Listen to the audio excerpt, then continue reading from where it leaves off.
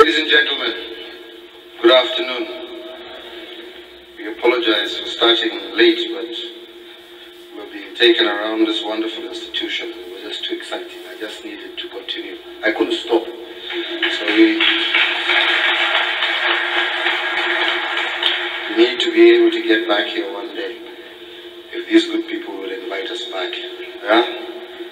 To see you, and let's say that I'm delighted indeed to join you all today as we all step out on the exciting journey that will culminate in July's Global Entrepreneurship Summit. Without a doubt, Kenya and the world began a new chapter when inspirational ideas found a global platform. This is an event that was conceived in the United States of America, and today it is owned and shared by the entire world. The mark of that globalization is President Obama's visit for this summit, and indeed it will be a pleasure and an honor to host him and to co-chair the summit. This summit could not have come at a more opportune time. Right across the world we see a new and intense interest in enterprise and innovation, and their effects on emerging economies such as our own. Indeed, just yesterday, Kenya's interest in innovation and entrepreneurship was reminded me by Guge wa Thiong'o when he reminded me of one young man when I was a baby called Mr. Gashamba, who many years ago saw a plane flying and became passionately interested in flying. When he returned home, he built his own plane, which, if some of you will remember, did indeed fly a short distance before it came crashing, but he tried. I think that really reminds us that Kenyan ingenuity has never really been lent the kind of support it deserved, because rather than encouraging, he somehow disappeared into history. We need to encourage our young entrepreneurs. I believe that episode reminds us of two facts which we must keep well in mind: that Kenya has ingenuity and innovation to spare, and that we have not always been good at supporting our innovators and entrepreneurs. A few successes that we have had recently have whetted our appetite, and I believe that there's no reason why Kenya cannot lead the region and the continent in innovation and entrepreneurship. Our people are no less diligent, no less innovative than any other. What has not always been present is the structure to lend them the support that they need to express their natural talents to the full. Indeed, it is my government's aim to change that, and indeed to change it quickly. Already, we are seeing some encouraging progress. Our ease of doing business ranking is improving. Our policy and legal framework is more attuned to the needs of enterprise and innovation. And we stand ready to make whatever changes are necessary to meet these needs. We have funds to support new enterprise, especially those owned and run by youth, women, and persons living with disability. And our intellectual property regimes balance the demands of innovators and the protection of their original works. Business registration and information and regulation are faster, simpler, and cheaper than at any time in the history of our republic. I know we need to do more, and we are doing more. And Kenya really, I believe, is ready for entrepreneurs and indeed innovators. However, it is important for us to be frank. Much more, as I have said, could be done. We start with our private sector. Indeed, last month we saw in his preamble to the visit to Kenya for the summit, President Obama did ask established businesses to do more to support our young entrepreneurs and innovators. Indeed, I make the same call to our private sector.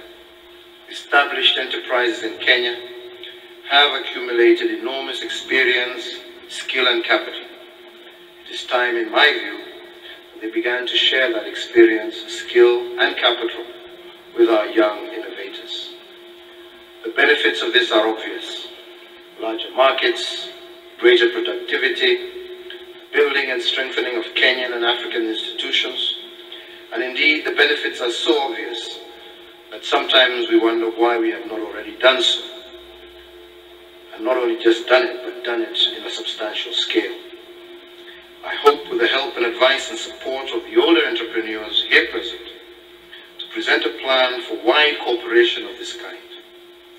I think the second point is that once more, we need to work harder to achieve the potential that we have, especially in this age of globalization.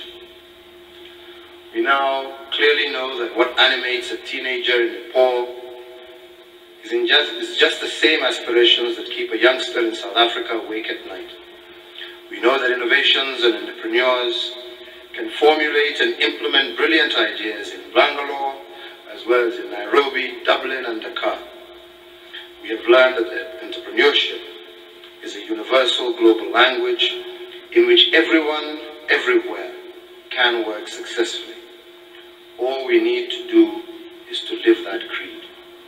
It is time for us to be more open, to make it easier for men and women from different lands, different religions, different tongues, to come here and work with us. That openness, however, comes with risks. We know that not everyone in the world wishes us well, and that we face enemies, even within, dedicated to our own division and destruction. But I want to tell you that there is no going back. I strongly believe that tolerance pays, because the ideas and practices that change the world are born in the commerce and interchange of different peoples. That is why Kenya leads the East African integration agenda. That is why we are dedicated to maintaining our old international partnerships while forging new ones. And that is why we remain an outward-facing economy. The future, I believe, belongs to those who are tolerant and those who are willing to engage across lines of race, religion, ethnicity, and class. That is why I especially welcome today's entrepreneurship summit back to Africa, where it was inaugurated a number of years ago. In its rounds around the globe, the summit has grown and tremendously enhanced its capacity to influence greater positive outcomes and touch more lives. The honor of hosting this year's summit is without a doubt an immense credit to Kenya, her people, and most especially our innovators. It is a deserved recognition of our endeavors to foster entrepreneurship for social economic transformation and the empowerment of our people. Our role as an economic leader in this region is tied to our consistent endeavor to impart the spirit of entrepreneurship and enterprise to women, youth, and traditionally marginalized persons and persons living with disability. Without significant competitive advantage in the form of valuable natural resources, our strong entrepreneurial spirit has stood our country in good stead and enabled us to fight it out with the big leagues, continentally as well as globally. We are therefore grateful for the opportunity to host this summit and appreciate the recognition that comes with it. It is no surprise then that the best entrepreneurs in the world are paying attention to what is going on here. It is appropriate that governments the world over are keenly following the proceedings of the Global Entrepreneurship Summit. The most important discourses and interactions of our time happen in gatherings like this. Boardrooms and parliaments are now finishing points of great ideas. And my government, I repeat, is completely focused on using innovation and entrepreneurship to power economic growth and the expansion of opportunities. We are a vibrant nation, seeking to thrive in a continent that is marching resolutely forward in a fast-evolving global context. Let us all go out together, innovate. Let us put our best skills and our best foot forward, change and transform this great country. Before I just end, I just want to say that, indeed, I have had the opportunity over the last year or so to interact with a good number of young people in this country who have shown me some incredible innovations that they have had. But I must say that I am increasingly becoming disappointed by our inability to be able to tap into that energy, to be able to tap into those innovations. It's actually a very sad story that we're sitting here. I was just looking at that program. There is no government. I'm here. I don't know, Henry Rotich was supposed to be here. I'm a protest. Julia Koapi. Many was supposed to be here, not here. Adil Mohammed was supposed to be here, not here. But then when they have these other functions where they are busy trying to strike deals with internet, they're all there. But when they're fellows wanting to help our own people, they are not there.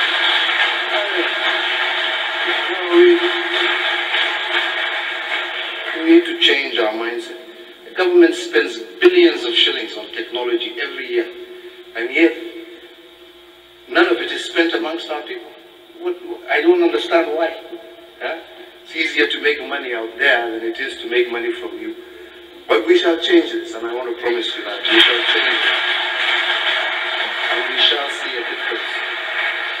And we shall see a difference. As I said on Madaraka Day, and I repeat again, we want to see not just the 30% that we promised women, youth, and persons with disabilities out of government contracts, but we also now want to begin seeing at least a minimum of 40% of government purchasing being from local entrepreneurs, being purchased locally.